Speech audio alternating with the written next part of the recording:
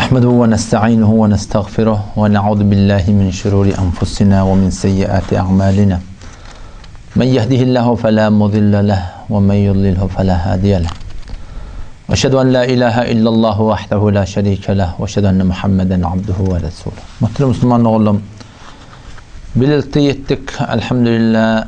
Muhterem Ustad Elhaz Ahmet Ahun Rampur tağdirin aydan keplerinin, Kur'an töhmetlerinin cevabiyelerinden 7. kısmata. Bu bölükte tağdirin öz aydan gurruni ki hafız yolma diğerleri öz kitabını bir mefes açan şekilli, onunla yadan şekilli ki tesiri vesileha der husul-i mekaset. Vesilelere tesir gail veliya hafız yolma diye. Halin la muathire fil vücudi illallah. Hakiki muessir alem cahanna Allah Teala emma bir hafız yolma diğerleri vesileleri tesir gail veliya deyiptir. Önce tahsirim ayetken kemine kulağatım ben heyran şikep bir akıllı, bilimli, bir düşünmeli adamın ayetmeli kefdel. Akun ağa muhterem tahsirin tesim bir koyup bir önce. Hatta özü kitabında bir mefes açıyor. O tesir vesileha der husul-i mekasid. Vesilelere tesir gail veliya. La muathire fil vücudi illallah yoksam. Vücutta hiç Allah Teala'dan başka muassiri yok. Veli şu vesilelere tesir bilen adam. Vallahi örne ben aklımdan uğran por. Muhterem Ustad. Ben sana ne mi diyeyim? Yani sen vagan şey vesilelerde tesir yok diye ihtiyarsan mı? Ona dava derman sen atmayan şekilde olmalı şeyle olsa. Doktora sen gitmeyersen mi? Su içmeyersen mi? O da çoğunmalı olayım ondan. Şu Huda tebarek ve teala alem cahanna şu vesileleri ki istifade etiyat yemede, içmede, yatmada, turmada, gezmede şularlarda tesir olmasa onun ne tesir var? Akmak ol bir adamı ki şulardan tesiri ödünden ne vaysın? Kimsin aytacak? Bir tavat adamdan tembarda var. Falan doktora vardım qav oldum diye. Şondan sen näme şu doktor qavatdım yok Huda şon sebep ettim. Şon davasında hevore tesir güçlümüştük. Şu sebep oldu dip aytdı. Öten gelip inne şey men kitabında bir ibarede Farsi yazdım tesir vesileha der husul-i mekaset demekten hafız yolma bir vesileleri tesir gail veliya demek Müslüman da vesileleri tesir bağlarına kimin şekli var? Vahayeti bir Müslüman şuna şekli var kişilerdeki tesir Allah Teala koyuptur. Şu bir tadaca gurrun. Şunu sen gelip inni bir idaratına gurrun edip, bunu pakş edip bir aydamalı gurrunmuş Müslüman da onu. Ki hava hafız yılman akidası şey. Cemaat tebliğin akidası değil. Allah Teala bağın sana tevfik versin. Bir gurrun. Menen vallahi yani heyran sen ne var fikret yan katen sen ne mi dedin moliya şey. İnşallah bir oturuşmana gelirsin bir hakikatleri bir açıklayıp versen Müslüman da onu. Bir de heyran sen şahit yan keplan. Yani bir de menden sorsa baba sen şu neymişim ayttın gurrun ne meğtüne? Gurrun ne meğtüne? Gurrun şuntüne kimen öz seffe sednuze öz kitabında 119 sefesinde. Yazdım ki tesir vesilehe caiz der husul-i mekasid. Caiz vesileler var. Şolarda Huda Teala tesir koyuptur, maksadı yetmekliğin. O da gurrun maraqın bir iyi biçme, dava derman, bu da atılan gurrunda, gurrun dua edecek bulanda, umurat-ı dünyeviyin maraqımdan doğrulacak bulanda, umurat-ı dinin maraqımdan doğrulacak bulanda, Huda'yı yalvaracak bulanda, öz muşkilattan hal edecek bulanda, bir şeyden vesilelere, teşhidada mutevessir oluyorsan. Şu vesileleri mutevessir olmakta, Allah Tebarek ve Teala'nın koyun öz nizamına öyle hareket etmeli. Koyun şeriatına var hareket etmeli. Her bir daha vesile tutup olmaya deyip ben bir bahs açtım. Hemçinin ki yazdım aya her çizi mitevanet vesile durusundan karar bir her bir daha vesile bol başarıya mı yok böyle dedik. Her bir daha vesile bol baklara eğer bolsa da şun şeriata var bolsa şunu kabul etmeli. Her bir daha parahim vesile bol deyip karar şunu istifade etmekte doğruda edip mesela öz kitabımda ettim. Çünkü ne kadar vesilelerden şeriat nehy ediptir. Ferzden ne mi dedim? Mesela vesile-i haram ve nacaiz der umuru dünyevi ve uhrevi. Bir adam bir qiyid alacak oluyor. Ya bir qiyid bir oğlan önüne celbedecek oluyor. Cadu mutevessir olmaklığı. O caduda bir eser var da. Ve ca'u bi sihrin azim dipdir Hudaý Taala. Ol qamr cadu bilen elle. Caduda Hudaý Taala eser goýupdyr. Gelip caduň üstünden marham tebessül edip caduwa şoň täsirinden marham istifade edip birini öňe maýil etdirmeklik bir haram da. Ya sen palandadyň ýitenne yalandan şonu vesile bilip bir işan helelen ýanyna porhallaň ýanyna biratlaň ýanyna barmakdan bu bir dogry zat däl. Ya sen kelleň agranna başyňa öýlenip tohlata bir hal hawaň daryň diýen munda meşrubaty alkuli içip arak tiryek çekip şu zatlar baraka mutebessir bolmakda Hudaý Taala täsir goýupdyr da. Başy dogry zat däl. O şoňa meňdeş oglanym bolmaýa diýip barak hemen şerigaty ters ödinanan gewrehne barak oglan jaýlandyrmaklyga bir şey barakym haram najaýyz wesileler ihtiýar etmekde musulman dogun men şu gurunları aýtdym. Tenini gelip tada Hafız Yolmaz şu vesileleri täsir gaýyl bolýar diýmek musulman dogun. Şularda täsiri barlygyna hiç kim şeki ýok. Emma täsiri kim goýupdyr? Allah Taala goýupdyr. O täsiri Allah Taala goýmaklyk bilen ýene şoň halal wesilelerden istifade etmeli. Hemçinin sen şeriata we barakym sen eger vesile tutulmaly bolsa men şu adam şeraýaty segane baray ahd vesile şer'i dedim. Şeriat taýdan sen bir Hudaý ýakynlama taýdan, işin dogurlama taýdan, hatda bir taýda gurun dogan gurun, dadyn gurun. Sen şu barakym vesile tutjak bolsaň 3 tane şert ba ki awwala sen şol şahsy kelejek mutebessir bolup durdyň, öz işin dogurlajak bolup bir Hudaýa we şeriata we bolmaly. Her kimden doga almasyn. Her kimden meşwere etmesin. Her kimden öyle tabir diýişini soramasyn. O Hudaý Taala şu bir goýan bir wesileleri bilen maksadlaryna ýetmeden çürüýär. Ondan sonra da lazım es vesile ki akşede ve ben tebessür kerdim şebat tebqi mevazini şer'i İslam ve desurat-ı Kur'an ve sünnet-i mutahhari Nebi Ekrem sallallahu aleyhi ve sellem şeriata ve olmalı tutan vesile. Üstün üzerine amalları ki Kur'an'ın sünnette şoňa vesile etmekle izade beripdir. Ki iman bilen amal bolsun. O şoda şeriatın o aýtýanyna göre bolmaly. Men asli gurrun şuňa musulman dogan. Muhterem Ahmed Ağrapur. Bagyn Allah Taala sana tawfik bersin musulman dogan. Men nämeden kepleýän sen näme töhmet durýarsyň? Men gurrun nämeň üstüne? Sen gelip muň üstünden marakym bir heyran wallahi ýa-ni täşi kelleňi näpärmiş ýan gatadan şi. Şeýle wagtda şi daşça bolýan ýa-ni içen ýatýan turýarsyň, şularda täsir ýok diýip aýtýarsyň. Ýaşlarda täsir bar, ha Hudaý Taala goýupdyr diýip aýtýarsyň ki, menden şeý diýip etme bolýarsyň. O şunu haýdyr musulman, şundan gaýry bir zat etiqad etjek musulman dogan. Ondan sonra da gelip de barakym sen millete nesihat beren kişi bolup aýtmaklygyň ki bu ahir zaman her kim iýine düşmeli. Hajakyn şu taýdan aýtan kepim goýup ber milletin özü eşitsin. Edi musulman doganlar o kıyamet ahir wagty bilahara o her jura insanlar bar ki wara saýgaryn habardar bolun. O her jura ady şöhreti bolsun beli onun bilen işimiz ýok.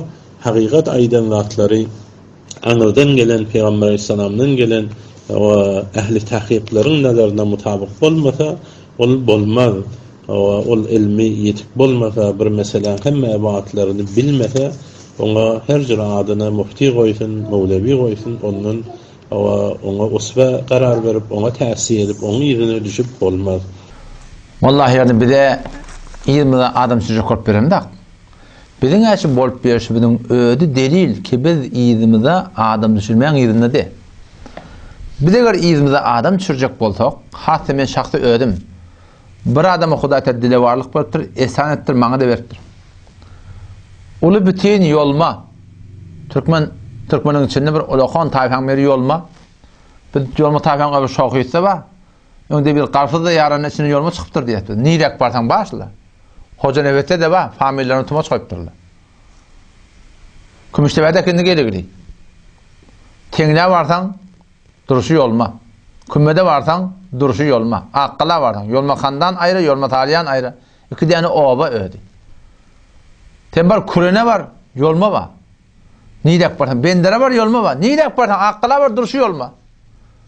Sen nirek barsaň şu ýolma ba. Bir eger adab renginde otamyş hata şart men ödüm. Şu ýolma taýpan bolmaňa boljak. Şolaryň bedgatlaryna men ämin diýem bolam. Ha, ýolma talanyny okyp ýakar. Şu hücreň Olakan başlyklarynyň biri ýolma. Şolaň aýdan hawa diýem bolam. Şolaň marakym şowak ters düşünen agydalaryna hawa diýem bolam. Hücreň açylmaňa berýärdiler. Sadece gurrun ne bolan. Şu wagtlarda Allah Taala maňa tawfik berdi. namayende devletçilerine şoň dogry ewne maňlaryna durup aýtjak ýamaýtdym. Belen gülen görünmedim şo wagtda. Man Huda tebarek we taala ihsan edipdir, şydatlar beripdir. Mene gör adam ýişirmäňinde botam. Bu bir atdan düşüp milletin arasına zahiren, avraydan düşüp zahiren. Olu kon takdirle marahim mukabılında durup oturuşmaklığı geldi. Şüpherim qıyıqçıyıq edip bu taraftan marahim sen şikayet ber, her şikayet ber. Vagan bir de adam işirmen de Müslüman da gollam. Qalptyk ödüňde. Siz hakykati derk etmeli. Siz bilmeli kim hakyň ýerinde, kim adab reňinde. Ýerine ol bir adamlar adam çürjek bolýarlar ki awal bir kep aýdypdyrlar. Indi şonu ýerine alylmaýan etýärler. Geçen derste aýtdym. Iňerkim jozusy ýandydy. Muhterem Ahmed Ahan Quran portalyň ýadan jozusy. Näme hakynda? Mawlud Khani hakynda. Başyn başlapdyr Maliki mezhepden. Bir Maliki mezhepden biri o da Mekke iki kepde şabaka Wahhabi diýip duran adamlarından bir kitap ýazypdyr. Şu zahiren üşüren şekilde ki şöyle ulamaların fetvalaryny üşüripdir. Mawlud Khani hakynda Hudaýdan gorkmaýarmy? Maliki mezhebiň adamyň ýadan kitabyny ýazyp ortaklaýardyň. Hanefi mezhepde burada sabit etjek bol. Ýerdinden nälekem barsaň Jalaluddin Suyuti diýipdir. Hudaýdan gorkmaýarmy sen? Şafii mezhebiň delili aýdan kefini Hanefi mezhebi delil getirýärdiň. İnalekem tada palan padişah diýip barahym Padişah Erbelli köp tarihdan adamlar şu padişahny aňyr baş bir mufsid adam diýip barah ma'rifet etdirler. Sen gelip men ewmekligiň padişahy ba şahamat şujaat diýip aýtmaklygyň. Sen Hudaýdan gorkma, ahanda han Quran por. Sen ýalak adamlar ýerine adam çürjek köp ýa. Keşin ýalak kepleri ýazyp milleti awam musulmana sade dil pak tini türkmeni Allah'ta barahim şeriata ters barahim şu rahmet etýärdiň. İnalekem ştada gelipdir. Hadisen şu istinbat bolýar. Sen meger müfessirmiň? Agay Maliki mezhep. Sen Ahmed Ahan Quran por. Sen Maliki mezhepmiň ki Maliki marahyn getiripden ştada. İstidlalny öwürtüp barahim hadisen istidlal etmekden sen marahym. Şon delil tutsunýardyň. Hanan Hanefi mezhepligiň. Eger Qur'ana we sünnete we diýip her kim ödünden bismillah bolsa, onda haýsy bir mezhebe nahak diýip bolar. Haýsy bir batyl mezhebe nahak diýip bolar. Her kim ödüne we delil getirýär. Hatta komünistler bazen şu oturtan ki bidin adamlar. Şoda ödýänden Qur'an delil getirýärler. Yahudiler hem barsan, ola da ödýänden ödleri Qur'an delil getirýärler. O adam musulman şu mantagada şu ihtilafatlaryň sebebi näme? Sen ýalak musulman dogullum ki gelip dirdiňiz başka mezheplerden fetva bermekdigiň musulman dogusynyň gatýarmyş. Şu adam ýüşürmäň gurruňy ki başka mezhepden sizi çünkü anantdyrlar. O sen nereden aýtýan diýmeýärsiň soramýarlar. Siz gep şu Mawlud Khanyň şurtny am etmekdigiň. Nagadar ha milyon harç bolýarsyň. Hanefi mezhepde bolupdyr bir güne fetva men öz kitabymda da ýazdım şonu. O bir günde fakat bir celise tutmaklygy ejada. Onda ne ime var, ne içme var, ne şem yakma var, ne hele yerken gaşuşması var. Ne murud ýokjak diýip namazdan marahym galma var. Ne o taamlara bereket ýerliýe diýmek var. Ne sen taam pişirmek diýen gurrun şonda ýok. Ne peýgamber ruh hazır bolan gelip turmak var. Täze şunda tawjih etip ýerler, indi biz ençe meýle aýtdylar. Täze şil tawjih etip ýerler. Kawa biz beýdi aýdamda. Bir gelipdir, bir esas ettir falan ettir. Deyip de şun tawjih etjek etdiler. Şu Hudaýdan gorkmaýardyňmy? Ol bir fetwa Hanefi mezhepde şoňa fetwa berilipdir. Şu fetvany jaýyna goýmany, hiç bir bedgatyny aýtmany, gelip de barham şoňa fetwa bermekdiň. Siz şoňa hakynda, siz de ýerine adam çürjek bolup ýagny biz de adam çürjek bolup musulmandyň. Ýeň almalardyň bir ýerde şi. Ýeň almaly. Muhammed Canahum belki keten öz hem fikro hem newa yar garo sen bilen öde sen ýadan kitabyňdan istidlal edip munazarasynda da muhterem ustad Ahmed Ahan Quran pur diýipdir diýip sen adyň ihtiram bilen tutup benne. Sen gelip oňyna mozur diýmekdiň. Şu wagtym goýman boldy, ihtiyarly däl. Eger şu gelip de şu peýamlar bermese, bir günden goýmaýarlar. Memuriyeti şeýle. Bizim Muhammed Can Behlikan'ın memuriyeti şu. Siz tanıyın da Muhammed Can Behlikan benimle ne var edip onun şahsiyetini teyit edilmiyor ki. Akidesi bir olur. Bir mozur. Bir de heyran. O sen imamcımı olup iyiliğin arhanış formal ketmeyen ne yaparım onu etmeli bese de? Ne yaparım etimat etmeli merdimse de? Sizi ki yarını da hem neba hem akide adamını da şey deyip dursunuz. Vay bu halka alan adamlar. Allah Teala tevfik versin. İnşallah indiki kısmetli günlerde de muhterem Ahmet Kur'an bu taqsirin aydan keplerini inşallah Teala yekekine idarlar. Hakikatte böyle bir keplemeklik adında yoktu. Emma baktık ki Huday Tebarek ve Teala'nın yanına bir adamlar hetten geçerler. Allah Tebarek ve Teala şol adamları rüsva etiyor. Hadise gelir. Peygamber Muhammad aydıptır ki haytı bir adam bir Müslümanın avrayını kastetdi. Allah'ın öylünü rüsva eder deyiptir.